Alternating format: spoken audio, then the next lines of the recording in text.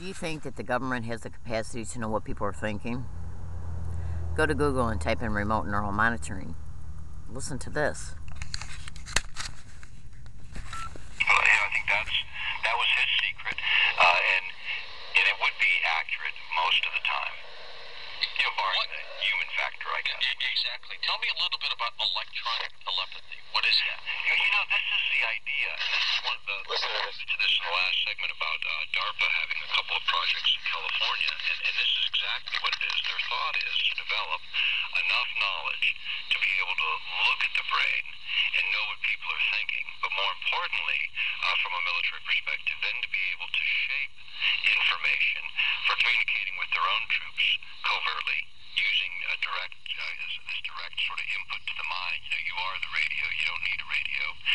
And then the idea of your adversaries being able to override their normal mental functions and impose within their minds not just attitude or emotional states, but actual thoughts and ideas that may even conflict with their existing thoughts and ideas, but will create absolute chaos mentally for these individuals. And the idea is telepathy for the use of, you know, managing your own troops as a new form of communication, and then this other idea of interfering with the function of other people. In fact, if you think about the internet as sort of the modern version of the worldwide model.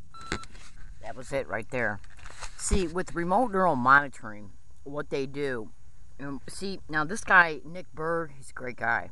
I think he's a senator's brother. I got to do more research into him, but the thing about it is, I don't know if Nick is just regurgitating parts of what he's allowed to say, because I'm going to guarantee you something right now. You can go online and find declassified information in reference to the NSA being literally being sued back in 1991, okay, as a result of groups targeting one individual with remote neural monitoring. Now, organized stalking is always implemented towards targets of remote neural monitoring because it's their way of exciting the implant. It's also their, well, in order for you to figure that out, you're going to have to look at the, excuse me, please, you're going to have to look at the copied and pasted printouts that are going to eventually be in this YouTube comments feature.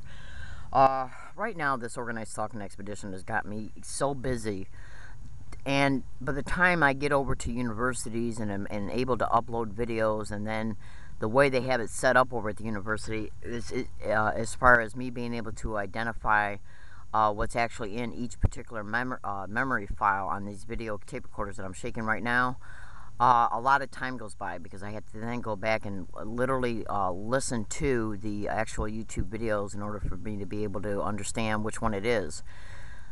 That's a lot. That's a lot of time that goes by. So the point I'm trying to make is that it will eventually get copied and pasted, that literally the printouts that literally show that organized stalking and gang stalking are directly and deliberately and intentionally expedited towards a target in order to be able to activate some of the implants, because the trigger words that are delivered through direct conversation tactics and the physical gestures bring about certain physiological responses to a target, okay, as a result of being subjected to the physical gestures and the direct conversation statements. They're called trigger words. As a result, the physiological response and the mental response is formed and then potentiated, okay? That's a neural network, okay? That resonance frequency of that neural network is identified and marked as a result of them using remote neural monitoring. Then what they'll do is assign a number to it based on the type of how much frequency, that resonance frequency of that neural pathway emits, okay, MEITS. And so as a result, what they'll then do is match the implant frequency to the frequency of that neural pathway. So whenever that the trigger word is mentioned around the target, it'll literally excite the neural pathway that's neurally associated to it. Yeah, they've done their homework. And what do I mean by that? Well, let me just put it to you this way, and to give you a preliminary example of what I'm talking about. You know how, like, maybe sometime, like, well, say if you ever had a first love, or an individual that was in your life that was very important to you, and you associated maybe a specific type of song, okay, that whenever you hear the song, you go back and you think of that person, or you think of an old event. You know what I'm talking about, okay? Like whenever I hear a certain song that's associated with a movie, like Top Gun, okay, Danger Zone. If you've ever seen Top Gun more than 3 or 4 times, especially when it first came out, and then you heard the movie Danger Zone, song The Danger Zone that's played in the movie, and then when you hear it on the radio, you automatically think of Top Gun. Well, that's exactly what I'm talking about. Whenever a trigger word that has been created to a mental response, in other words, like if somebody walks up to you and says, "I'm going to hit you," you have an automatic physiological response to it, and you have a mental response to it. Okay? Now, which are basically normal, innate responses. How am I going to react to the situation? Also, the brain states that are associated to it. I feel threatened, and then the emotional levels that are felt during this provocation as a result of the statement. Okay, that's all in one neural pathway. Okay, these people have done their homework in reference to psychology, in reference to how the brain responds, in reference to how the brain responds emotionally. They did their homework, and what they do is get people along a target's path to sensitize the target to specific statements and physical gestures.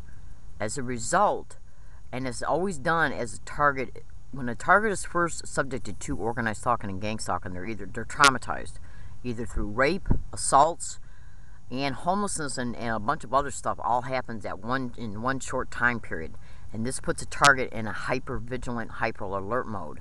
And while they're in these traumatic states, while they're disassociated, they're sensitized. Okay.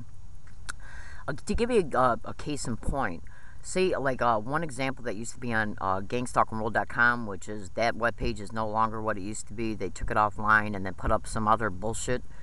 Well, anyways, there used to be, on the techniques page, there used to be, under sensitization, there was a story in there about how they raped a girl and shoved a sock in her mouth. Then they would get along her path and throw socks along her path to remind her about the rape. Yeah, everywhere she went. Okay, this was done to form a neural pathway in reference to keeping that memory alive and associating future behaviors in reference to being reminded about it, like she shouldn't go to the police, intimidation, and this is all a neural pathway. They're not doing nothing but creating neural pathways based on associations, okay, like trigger words, which are delivered through direct conversation tactics, trigger words that are directly delivered through direct conversation tactics. They have dark meanings to them. They're called DLMP, dark neuro-linguistic programming, and then you have regular neuro-linguistic programming.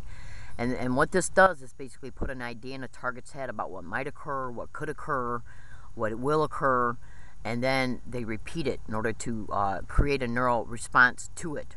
Okay? And as a result, the neural response becomes a neural pathway, a neural circuit.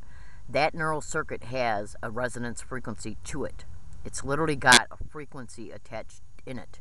And what is a neural frequency? A neural frequency is nothing but the amount of magnetic flux that is generated when the circuit is active, when the neural circuit is active.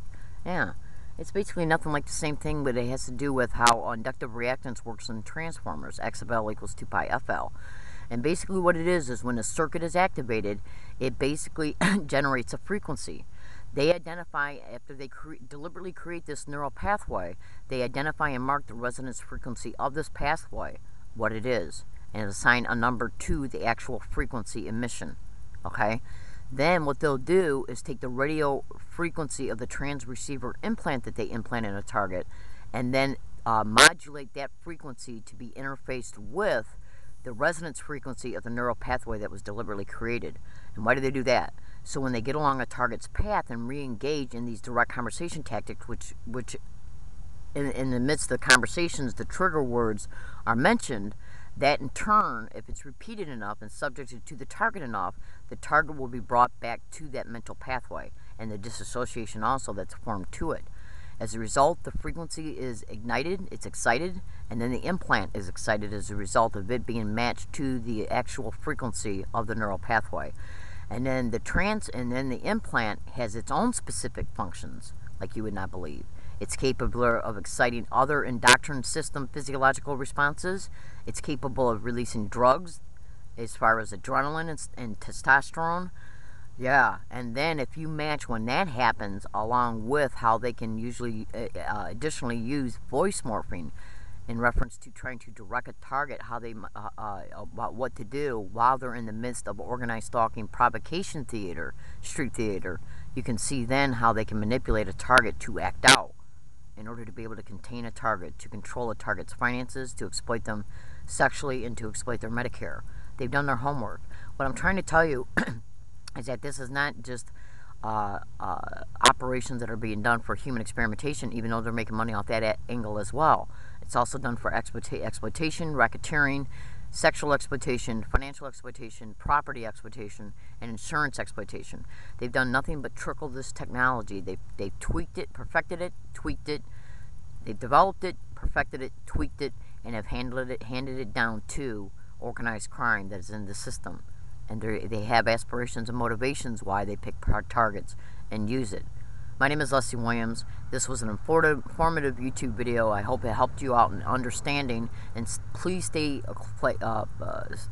close attention to my upcoming videos, because they will help inform you as well in reference to why this technology is being used against hundreds of thousands of Americans right now in real time.